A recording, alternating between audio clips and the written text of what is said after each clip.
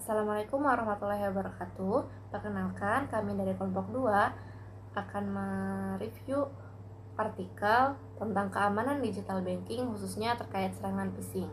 Nah, artikel ini ditulis oleh Wardayus Bin dan tim dan dipublikasikan pada tahun 2024 di jurnal internasional.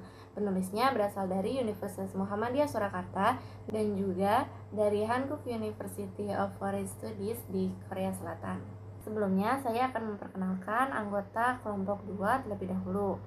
Yang pertama, Imas Maisaroh dengan MPM akhir 119, lalu Tazkia Yasmin dengan MPM akhir 127, Naila Himatul dengan MPM akhir 179, Salsabila Cynthia dengan MPM akhir 220, dan Nindiana Zela dengan MPM akhir 248.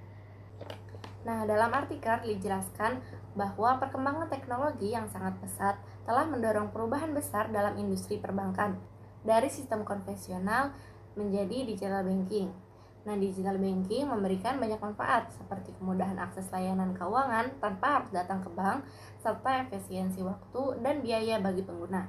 Hal ini membuat masyarakat semakin bergantung pada layanan digital dalam aktivitas keuangan sehari-hari.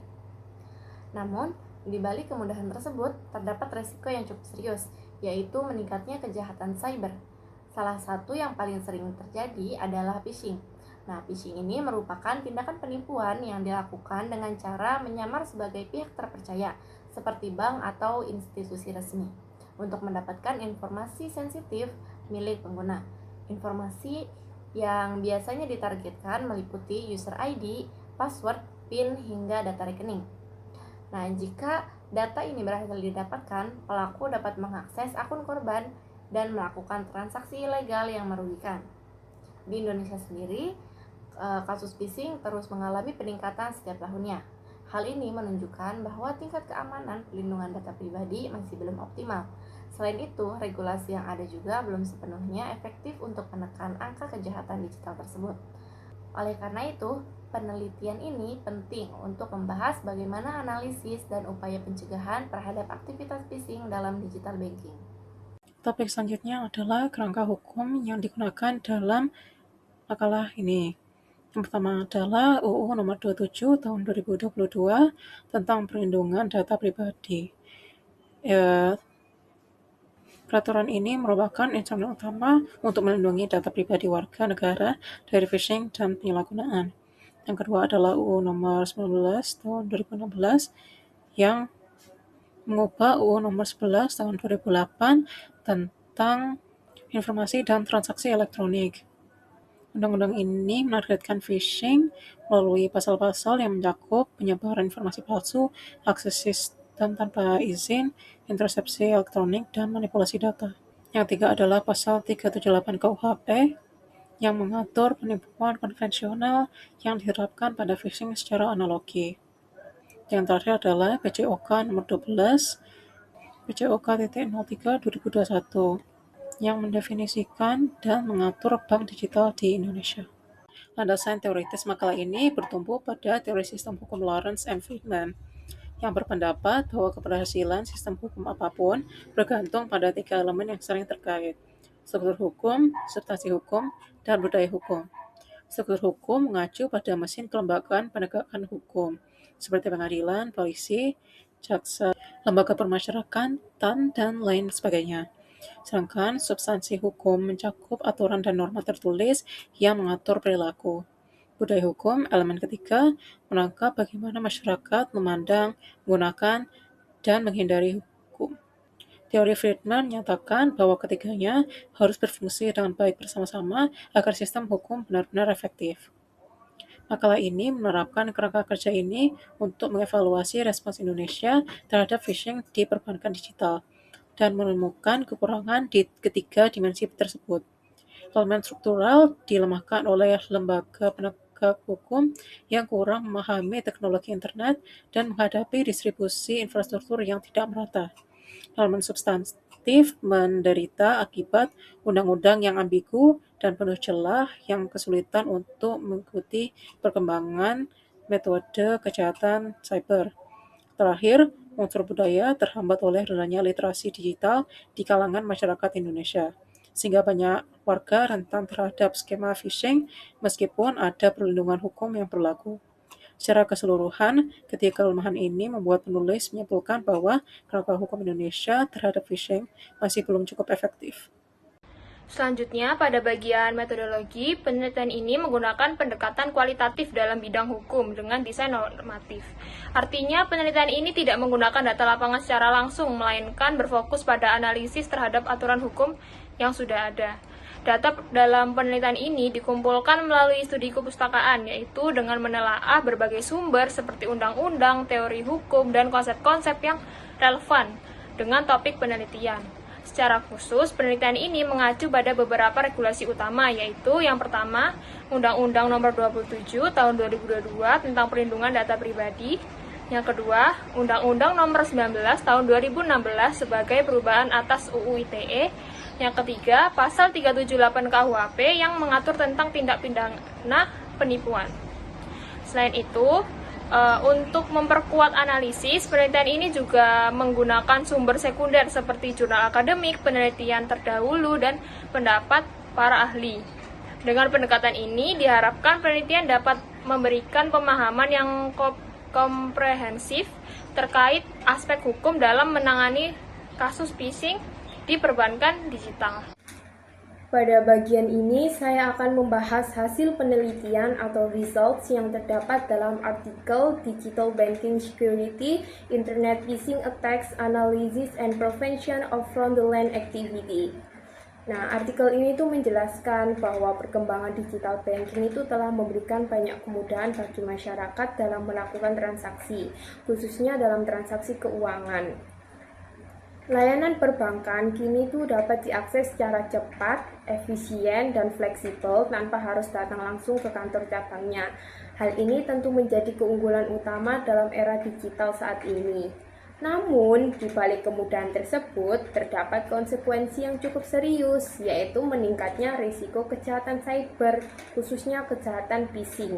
Nah, phishing ini merupakan salah satu bentuk penipuan yang bertujuan untuk memperoleh data pribadi pengguna dengan cara menyamar sebagai pihak yang terpercaya seperti pihak bank atau layanan digital lainnya. Berdasarkan data dalam artikel, jumlah kasus penipuan di Indonesia pada periode tahun 2022 hingga 2023 mencapai 68.592 kasus.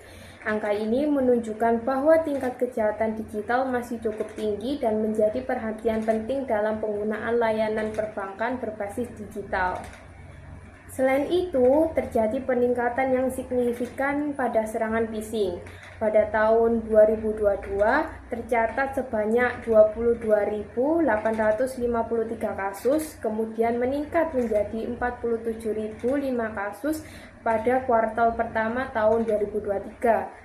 Jika dilihat dalam jangka waktu 5 tahun terakhir, total laporan phishing itu telah mencapai 88.822 kasus dengan tingkat peningkatan sebesar 41,52%. Data ini menunjukkan bahwa phishing merupakan ancaman yang terus berkembang dan semakin sering terjadi. Dalam artikel juga menjelaskan bahwa sebagian besar serangan phishing menargetkan media sosial dengan persentase sebesar 53,95%, cukup tinggi. Hal ini disebabkan karena tingginya jumlah pengguna media sosial serta rendahnya kesadaran sebagian pengguna terhadap keamanan data pribadinya. Dampak dari serangan phishing ini cukup serius, yaitu terjadinya pencurian data pribadi seperti user ID, PIN, dan password. Data tersebut itu kemudian dapat disalahgunakan oleh pelaku untuk mengakses akun korban dan melakukan transaksi tanpa seizin korban. Nah, akibatnya pengguna itu dapat mengalami kerugian finansial serta kehilangan keamanan atas data pribadinya. Pada bagian ini, saya akan memaparkan bagian pembahasan atau discussion dari artikel Digital Banking Security. Pada bagian pembahasan, artikel ini tuh menganalisis efektivitas regulasi dalam menangani kejahatan phishing dengan menggunakan teori sistem hukum dari Lawrence M. Friedman. Teori ini membagi sistem hukum itu ke dalam 3 aspek utama, yaitu struktur hukum, substansi hukum, dan budaya hukum. Pertama dari sisi struktur hukum. Struktur hukum sendiri itu berkaitan dengan aparat penegak hukum dan lembaga yang berwenang. Artikel juga menjelaskan bahwa penegakan hukum terhadap kasus phishing itu masih menghadapi berbagai kendala. Salah satu kendala utamanya adalah kesulitan dalam pengumpulan bukti digital. Mengapa? Karena kejahatan cyber itu memiliki karakteristik yang berbeda dengan kejahatan konvensional. Selain itu, banyak kasus phishing itu bersifat lintas negara, sehingga menyulitkan proses penelusuran pelaku serta koordinasi antar yurisdiksi. Nah, hal ini tuh menyebabkan proses penegakan hukum menjadi kurang optimal. Kedua, dari sisi substansi hukum, yaitu aturan atau regulasi yang berlaku di Indonesia itu sebenarnya telah memiliki dasar hukum untuk menangani kejahatan cyber seperti ini, yaitu seperti Undang-Undang Informasi dan Transaksi Elektronik atau UU ITE serta Undang-Undang Perlindungan Data Pribadi. Nah, kedua regulasi ini tuh telah mengatur berbagai bentuk pelanggaran yang berkaitan dengan akses ilegal, penyalahgunaan data, dan penipuan berbasis digital.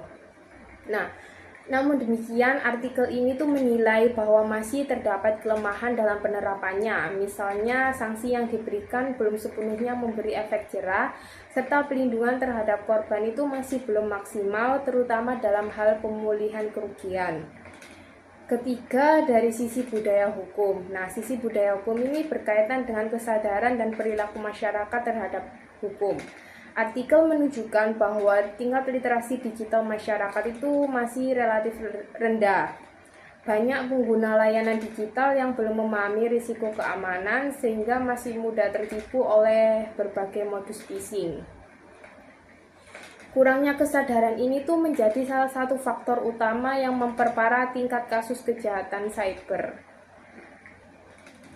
Nah, temuan tersebut juga didukung oleh data yang menunjukkan adanya sekitar 495 juta serangan cyber di Indonesia pada tahun 2020, serta ribuan laporan kejahatan digital dalam periode yang sama. Data ini menunjukkan bahwa ancaman kejahatan cyber termasuk phishing masih sangat tinggi dan terus berkembang. Berdasarkan ketiga aspek tersebut, artikel menyimpulkan bahwa efektivitas regulasi dalam menangani kasus phishing di Indonesia itu masih belum optimal. Meskipun regulasi sudah tersedia, pelaksanaannya itu masih menghadapi berbagai hambatan, baik dari sisi penegakan hukum, kualitas regulasi, maupun tingkat kesadaran masyarakat itu sendiri. Nah, dengan demikian diperlukan upaya yang lebih komprehensif, tidak hanya dalam bentuk penguatan regulasi, tetapi juga peningkatan kapasitas aparat penegak hukum, serta edukasi masyarakat terkait keamanan digital. Hal ini tuh penting karena penanganan kejahatan phishing itu dapat dilakukan secara lebih efektif di masa yang akan datang. Terima kasih. Sebagai kesimpulan, dapat disampaikan bahwa regulasi yang mengatur serangan phishing dalam perbankan digital saat ini masih belum sepenuhnya efektif. Hal ini terlihat dari dua hal utama, yaitu pertama, aturan hukum yang ada belum mampu menjawab seluruh tantangan kejahatan cyber. Dan yang kedua, penegakan hukum yang ada ini masih belum optimal. Keberhasilan dalam menangani kejahatan phishing sangat bergantung pada tiga aspek penting, yaitu yang pertama struktur hukum, substansi hukum, dan budaya hukum. Saat ini ketiga aspek tersebut masih perlu diperkuat agar dapat secara signifikan mengurangi kasus phishing. Oleh karena itu, penting bagi pemerintah dan pihak terkait untuk meningkatkan kualitas regulasi, memperkuat penegakan hukum, serta membangun kesadaran hukum di masyarakat, sehingga sistem hukum dapat lebih efektif dalam melindungi data pribadi dan menangani kejahatan cyber di era digital. Baik, selanjutnya, setelah kita melihat latar belakang masalahnya, sekarang kita akan masuk ke analisis kritis mengenai studi ini, yaitu kekuatan dan keterbatasan penelitian. Untuk poin kekuatan, hal yang paling menonjol dari studi ini adalah penggunaan teori sistem hukum Lawrence M. Friedman. Penulis tidak hanya melihat masalah dari satu sisi, tetapi membedahnya secara komprehensif mulai dari struktur penegak hukumnya, substansi aturan atau undang-undangnya, hingga bagaimana budaya hukum masyarakat kita saat ini. Selain itu, studi ini menyertakan data statistik kasus phishing yang sangat aktual. yaitu periode 2022 hingga 2023. Hal ini memberikan gambaran nyata bahwa pembahasan mengenai efektivitas UU ITE dan UU PDP dalam jurnal ini sangat relevan dengan ancaman keamanan perbankan digital saat ini. Namun, di sisi lain, penelitian ini juga memiliki keterbatasan. Mengingat metode yang digunakan adalah penelitian hukum normatif atau studi pustaka, kita tidak menemukan data empiris dari hasil wawancara langsung dengan korban ataupun praktisi keamanan cyber di lapangan. Lalu, keterbatasan lainnya adalah mengenai kompleksitas yurisdiksi. Penelitian ini mengakui bahwa kejahatan cyber seringkali bersifat lintas negara. Namun, solusi teknis mengenai mekanisme pengejaran pelaku di luar negeri masih menjadi tantangan yang belum dibahas secara mendalam dalam studi ini. Selanjutnya, pada bagian akhir, yaitu kesimpulan dan rekomendasi yang diajukan oleh peneliti. Sebagai kesimpulan, transisi ke perbankan digital memang membawa efisiensi, namun di sisi lain memperlebar celah bagi serangan phishing. Studi ini menyimpulkan bahwa regulasi kita saat ini sebenarnya sudah berada di jalur yang benar, namun implementasinya masih dianggap cukup efektif saja. Masalah utama yang ditemukan adalah adanya kesenjangan antara aturan hukum dengan kesadaran masyarakat serta kesiapan sistem keamanan di lapangan. Berdasarkan temuan tersebut, ada 4 rekomendasi utama yang diusulkan. Yang pertama yaitu reformasi regulasi. Diperlukan penguatan aturan agar memberikan perlindungan yang lebih konkret bagi korban dan sanksi yang lebih memberikan efek jera bagi pelaku. Lalu yang kedua, peningkatan literasi digital. Pemerintah dan lembaga terkait perlu secara masif mengedukasi masyarakat mengenai pentingnya menjaga kerahasiaan data pribadi. Kemudian yang ketiga, sinergi keamanan perbankan, yaitu pihak bank diwajibkan meningkatkan sistem pemantauan cyber mereka dan secara aktif memberikan peringatan keamanan kepada nasabah. Lalu yang keempat, yaitu kerjasama internasional. Karena ini adalah kejahatan lintas batas, perlu ada koordinasi hukum internasional yang lebih kuat, terutama dalam hal pertukaran data dan penangkapan pelaku. Demikian presentasi analisis mengenai keamanan perbankan digital dari perspektif hukum.